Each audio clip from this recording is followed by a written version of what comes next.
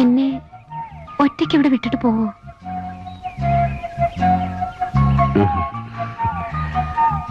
ഒന്നറിഞ്ഞാ കൊള്ളാം. സാവിത്രിക്ക് എന്താ എന്നെ ഇഷ്ടമായത്? എനിക്കറിയില്ല. ഞാൻ ഓർക്കുന്നില്ല എപ്പോഴാണ് എന്റെ തുടക്കമെന്ന്. മുൻപൊരിക്കലും അനുഭവമില്ലാത്തൊരു തുള്ളിച്ചാട്ടം എന്റെ മനസ്സിലുണ്ടായി. വിനു കൊണ്ടുവന്ന കുപ്പിയോളകളില്ലേ, അത് നിരത്തി ഞാൻ വിനുവിന്റെ പേര് എഴുതി. അതിൽ വെറുതെ ഉറങ്ങാൻ നോക്കിയിരുന്നു.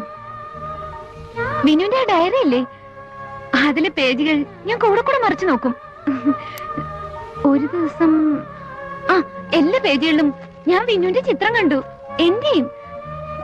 പിന്നെ എന്റെ മുറിയിൽ വിനുവിനെ ട്രീറ്റ് ചെയ്യാൻ ഞാൻ എഴുതി വെച്ച ആ വാക്കുകളില്ലേ, അതിന്റെയൊക്കെ അവസാനം ഞാൻ വിനുവിനെ എഴുതി ചേർത്തു. ഹോസ്പിറ്റലിൽ വിനു ഉള്ളപ്പോ സന്ധ്യ ആവരുതേ ഞാൻ പ്രാർത്ഥിക്കുമായിരുന്നു.